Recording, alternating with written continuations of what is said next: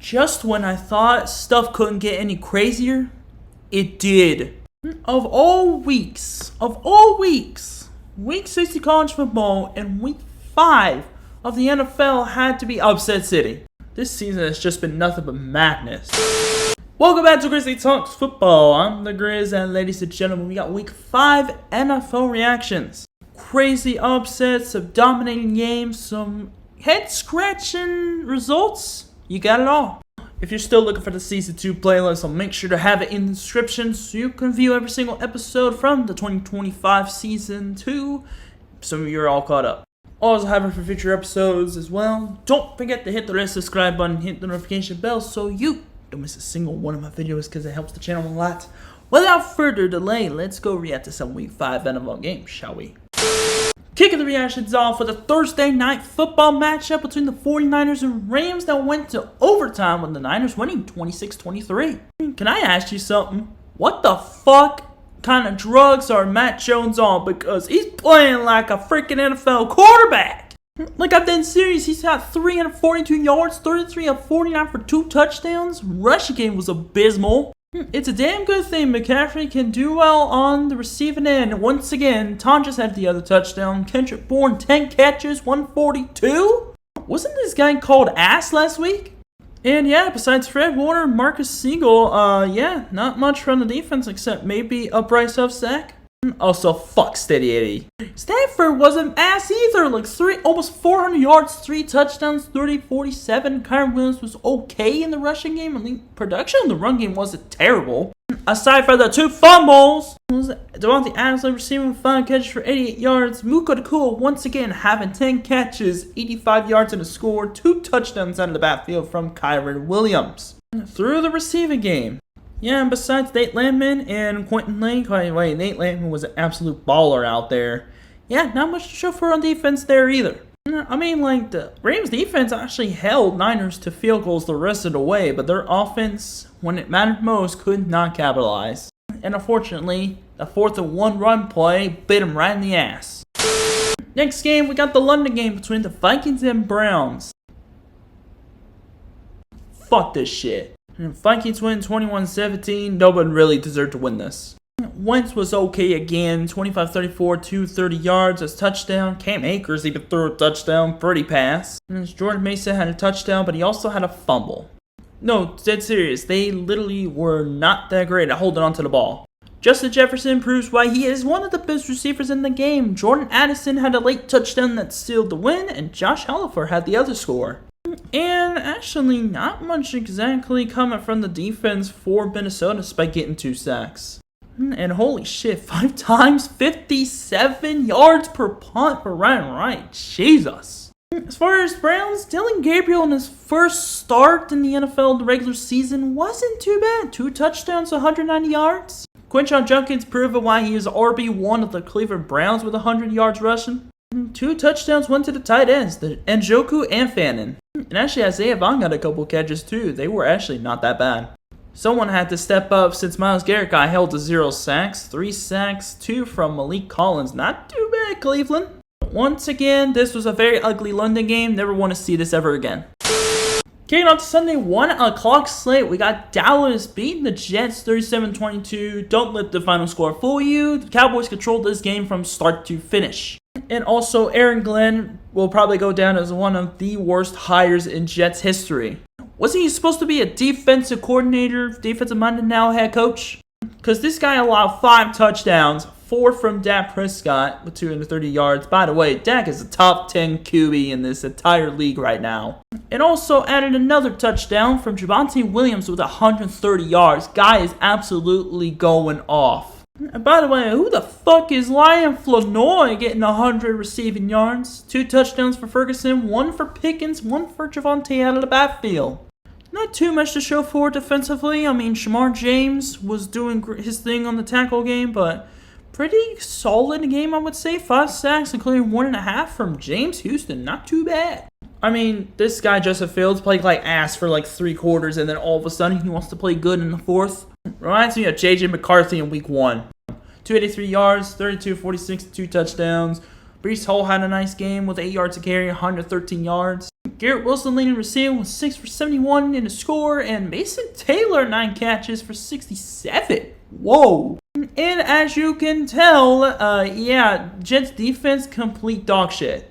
And they are actually the only team, the Jets are the only team to start 0-5 without a single takeaway. Only one, I think, in NFL history. Cheers to Aaron Glenn, the guy who absolutely robbed the Jets.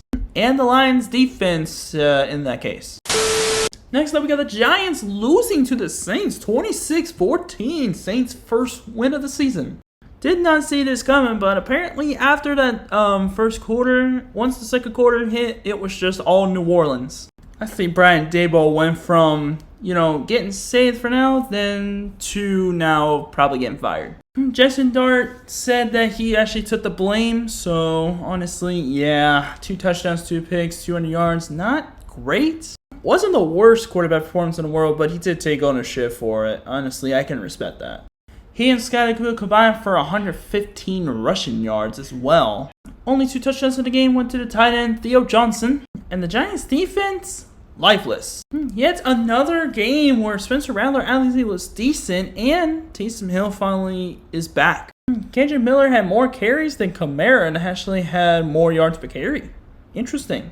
Receiving, of course, led by Rashid Shaheed, had a long touchdown reception, 4 catches, 114. Tamari Davis led tackles. Jonas Sinker wasn't too bad either. And Kool-Aid McKinstry had 2 interceptions. Dang. And Blake Group attempted 6 field goals and only made 4.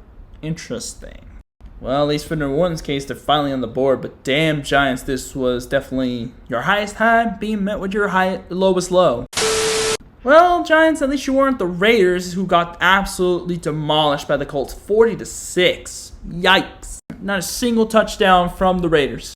Like, a lot of people keep talking about this, and it seems like it's an ongoing issue. It's Geno Smith. It's just been completely regressing ever since his time in Seattle. Guy had 200 yards, 2 interceptions. I mean, Ashton Genty was pretty nice. But other than that, this team was absolutely abysmal.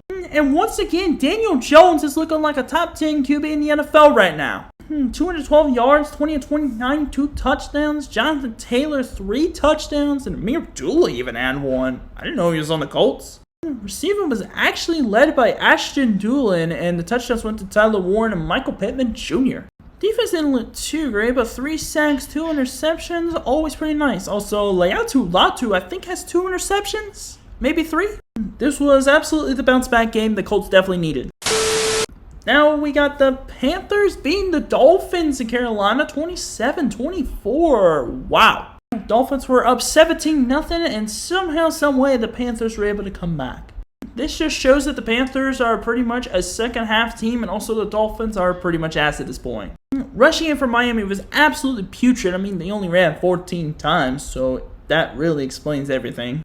Then Tua had 250 yards, 3 touchdowns. He wasn't too bad. No Tyreek, no problem. Achane, Waller, and Waddle had touchdowns. By the way, Darren Waller has become more of a solution at tight end for Miami.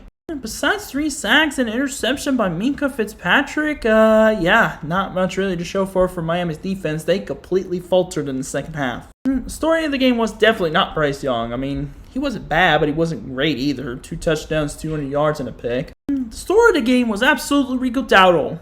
Went from a 1,000-yard rusher in Dallas, going to splitting time with Chuba Hubbard in Carolina.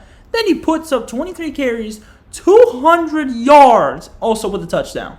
This was probably the best rusher performance so far this season. As for receiving, Ted McMillan led receiving with 6 for 73. Mitchell Evans had another touchdown, and Xavier Legette 2 pretty nice catches, also with a score. Also, shout out to Jimmy Horn, the dude from Colorado. Carolina's defense did get there 3 times, but they were able to get some key stops in the second half that allowed them to come away with a victory. Well, at least we got company as far as teams who lost to the Panthers. So thanks, Miami. Ooh, here we go. First of the 2 undefeated teams falls in Sunday. Broncos beat the Eagles 21-17. This was a 17-3 ball game at the end of the third quarter, and then Broncos put 18 on the answer to beat them. Statistically, Bo Nix didn't do great, but he was absolutely clutch. 24, 39, 242 yards and a score, including the game-winning drive, or the lead-changing drive. J.K. Dobbins almost had another 100-yard game, but he did have 4 yards of carry and almost 80 yards and a score. Of course, Cortland Sutton led receiver with 8 catches for 99 yards. I think Troy Franklin got a 2-point conversion. That was to take the lead, like I said before. Evan Engram had the only touchdown reception. That was his first touchdown of the season as a Bronco. You had to seriously admire the Broncos defense. I mean, Bonito went off with 2.5 sacks, but, ooh, man, that was a great performance, especially in that fourth quarter. Jalen Hurts, 280 yards, 2 touchdowns, his most passing yards and a half at most in a game than any of his 4 games combined, I think. I will say, though, Saquon struggles in the run game. I mean, he only got 6 carries, but he does make up for it with the receiving game. That's what he did in this game. Devontae Smith led the receiver with 8 catches for 114. Saquon had a touchdown, like I said before, and Dallas Goedert had a touchdown. Heck of a performance by Zach Bond, but yeah, this was definitely a humbling moment for Philly. I think we could finally say that Denver is a legitimately good team. Those early slip-ups didn't get to them, and now they got 2 wins in a row. Now we got the Texans being the absolute mess of the Baltimore Ravens, 44-10. Damn! I already said that the Texans would beat Baltimore regardless if Lamar Jackson was playing or not. And yeah, that second, third, and fourth quarter were pretty much why. I did get Woody Marks off waiver wire, but I'm glad I didn't start him because, yeah, 7 carries, 24 yards, not terrible, but not great. As for Houston, CJ Stroud, his best game of the season, most definitely, 23 of 27, 250 yards, 4 touchdowns. By the way, Nick Chubb, long rushing touchdown. Woo! As far as receiving, it was actually led by Christian Kirk with 464. Touchdown, 2 for Hutchinson, 1 for Collins, and 1 for Jalen Noel. Texans picked off Cooper Rush 3 times, 1 from Lassiter and 2 from Jalen Petre. I found out it's not Peter, it's Petre. Have a game regardless. Also, a 57-yard bomb from Kymie Fairbairn. Nice. Oh yeah, and they also only punted 1 time. The Ravens were just complete disaster. 3 interceptions, 180 yards for Cooper Rush. Henry, 2.2 yards to carry, even though he scored a touchdown, is not great. Leading receiver was Zay Flowers, 5 catches for 72 yards. Mike Andrews had 2 for 22. Nobody was really breaking out in the receiving game. I mean, it was an absolute disaster for Baltimore. And now one of the contenders from the preseason is now 1-4.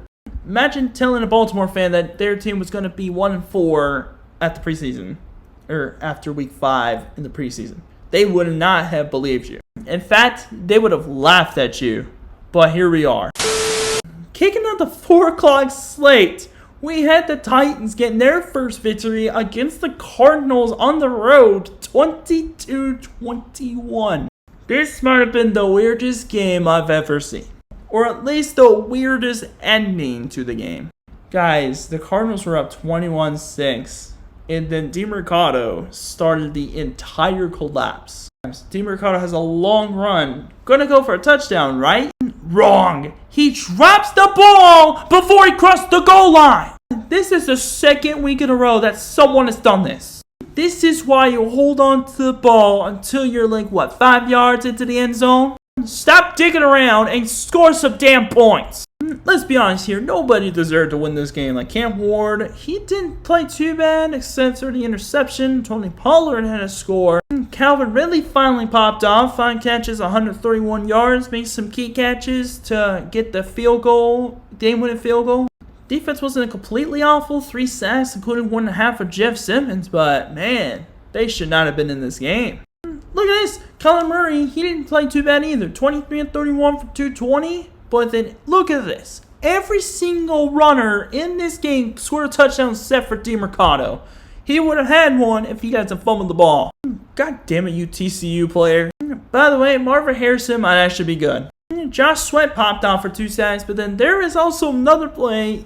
This was exactly what I was going to try to mention too. Interception by Taylor Demison, but then he fumbled that interception and Tyler Lockett recovered it for a Titans touchdown. It was an interception, then it was fumbled into the end zone. and Tyler Lockett recovers it for a score for the Titans. When I say this is probably the weirdest ending ever, I really meant that. Hey, NFL, you better put these two teams on 1 o'clock for the rest of the season. Do not let them go near 4:25 or even a London game. That's a primetime game ever again. Because this is on both teams. Seriously. Lose-lose situation. Cardinals get embarrassed and Brian Callahan pretty much still has a job. Thank God this game was good. 38-35, Bucks beat the Seahawks in a shootout. Bucky Irving, less Bucks. Actually did pretty good. Baker Mayfield still proving why he's an MVP candidate. 400 yards, 2 touchdowns. Rashad White also had 2 rushing touchdowns. And on the other side of the coin, Sam Darnold, 4 touchdowns, interception, 350 yards. He played well also. Mika Ibuka, leading receiver, he continues to prove that he is going to probably be Offensive Rookie of the Year this year. 7 catches, 163 and a score. Justice Smith-Njigba popping off again. 2 touchdowns for Barner and also 1 for Torrey Horton also. Great performance by both quarterbacks. It was just late game heroics by Tampa Bay's defense. Levante David getting the interception off the pressure. And Buccaneers, Chase McLaughlin able to kick a field goal. Let me tell you something, Tom Bowles. If Chase McLaughlin was not a clutch kicker, your ass would have been gone by now. Next up, we got Detroit beating the Bengals 37-24. Also, same with the Cowboys-Jets game. Do not let the score fool you because the Lions controlled this from start to finish. It was just the fact that the dreaded lead at the end of the third quarter happened, and then all of a sudden the Bengals act like they're good. Oh yeah, by the way, and the Bengals just recently traded for Joe Flacco for Joe Flacco in the 6th round pick for 5th. 5th going to the Browns, Joe Flacco, and the 6th rounder going to Cincinnati. As far as my reaction to the trade, absolutely lose-lose for both teams.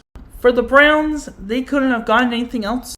And also, this is why you don't get rid of Kenny Pickett because he could have been a starter at Cincinnati as well. Instead, you shipped him off to Vegas.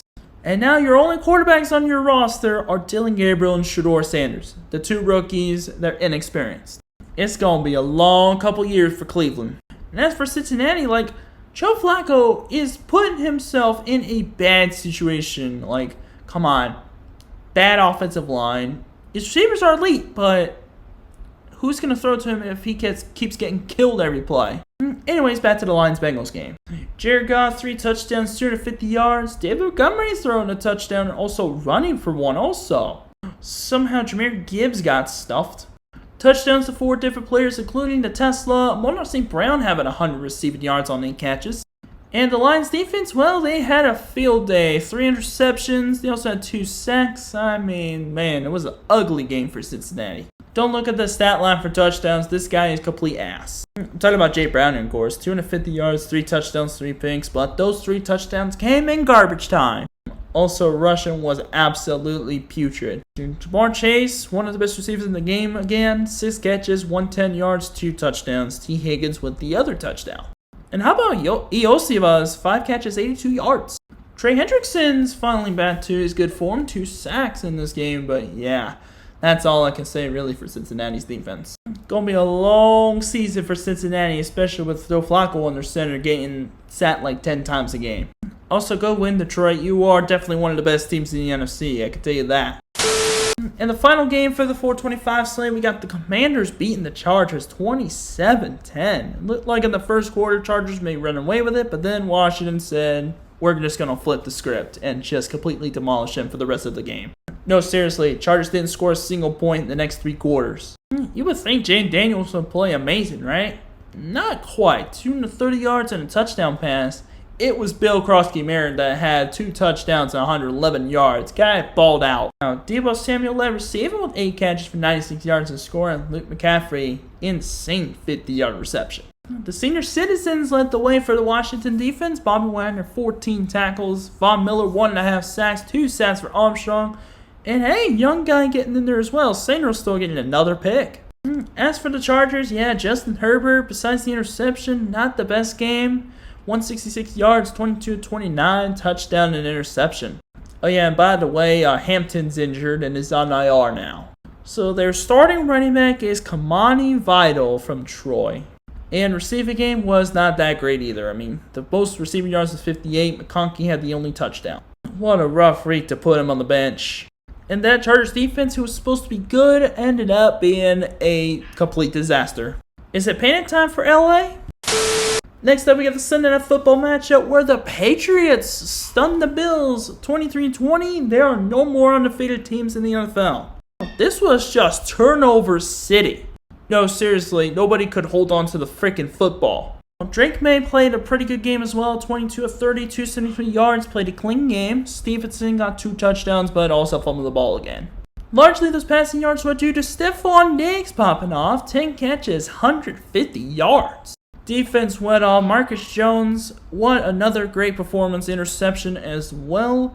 Couple of forced fumbles there and then. Man, Patriots defense and Bills defense is keen to play.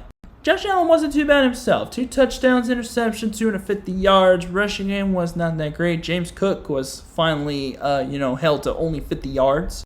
And of all people, Dalton Kincaid led receiving with 6 catches, 108. 2 touchdowns on the day for Curtis Samuel and Keenan Coleman. Bills had like 4 sacks. They just weren't able to keep up with the Patriots offense, apparently. By the way, before I forget, Andres Borregales is absolutely electrifying, 100% kicker, 3 of 3, including the game-winning field goal. Just when it couldn't get any more crazy, right? And then the Monday night game happened.